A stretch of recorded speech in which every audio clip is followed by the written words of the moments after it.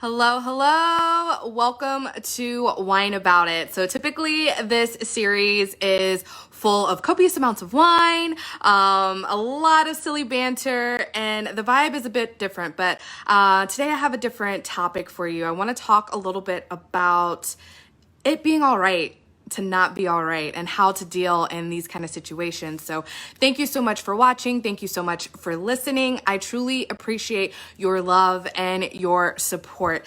And so with all that being said, I'm Tiara, aka T, your wine diva, and the host of Wine About It. And we're gonna talk about it's all right to not be all right.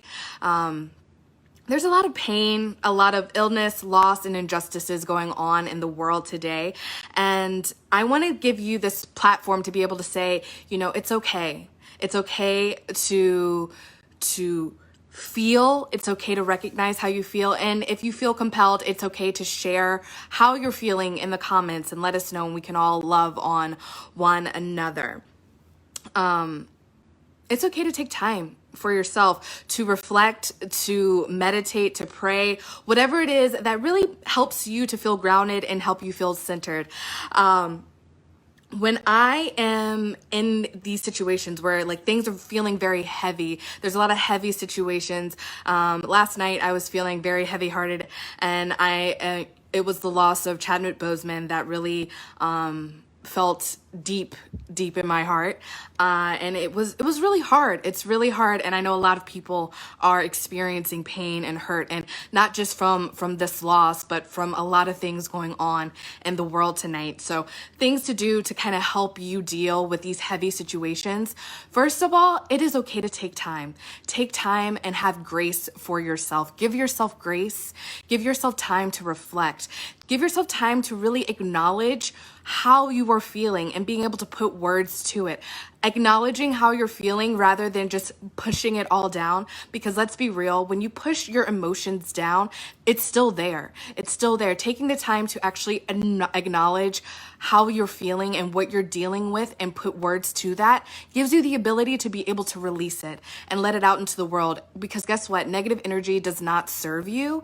And so you've got to take time to really realize how you are feeling so you can be able to release it and let it go. And so bring in some more positive vibes. So some things that I like to do, I like to lean into music, any kind of music. I usually try to lean into something that kind of reflects how I'm feeling. If I am feeling, sad, depressed, lonely, whatever that issue may be. Anger is a very easy to tap into emotion for a lot of us. As an actor, it is definitely the easiest emotion to tap into in terms of being on stage, which is kind of an interesting thought process.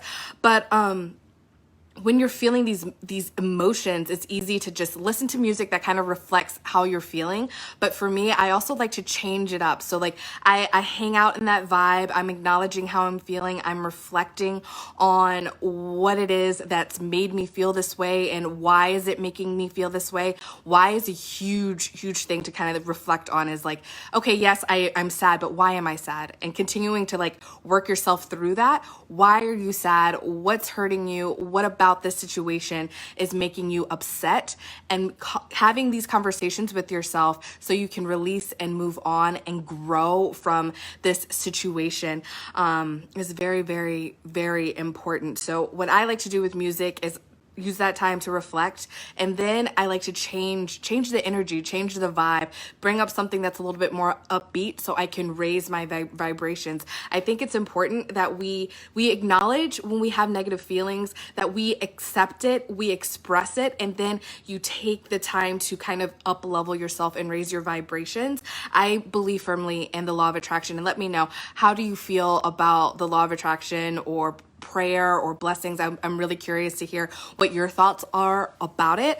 Because I believe that the energy that we put out into the world, we bring more of that into the world, if that makes sense. Like, it brings more of that to ourselves. So if we're putting out positive vibes, happy energy, we're going to bring more happiness and positivity to us. Not saying that negative things can't happen, because that is a part of life. Conflict is a part of our life's journey. So yes, there's going to be conflicts that come up in our lives, but how we deal with it and how we grow from it and learn from it is what makes us different, and what makes our journey so much more beautiful. To be able to see like this negative thing and then grow from it and learn from it. So getting to a place of joy and what we have seen that has brought us anger, brought us sorrow, and taking the time to recognize that, you know what, this is an opportunity to look towards hope. Okay.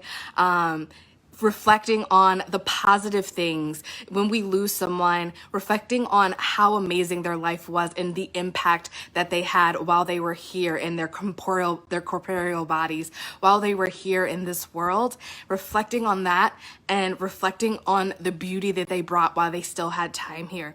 And then looking for hope of potentially a new person stepping in to that role in your life, looking for hope for the changes that they have impacted onto this world. Hope is what raises our vibrations and keeps us going towards a brighter tomorrow, okay? And I want you to remember and keep your eyes on hope. Yes, positivity breeds positivity. Hope breeds hope. And your hope comes from within. No one can take your hope away from you, okay? I want you to remember that you can create your own hope. And what is it that you are hoping for? Let us know. What are you hoping for in this world? What are you hoping for yourself, for your loved ones, for those who are closest to you, for the whole world as a whole, as a community? What do you hope for? So that is my message for you today. Thank you so much for listening. Remember to love yourself and pass that love on to someone else. Thank you so much. Mwah.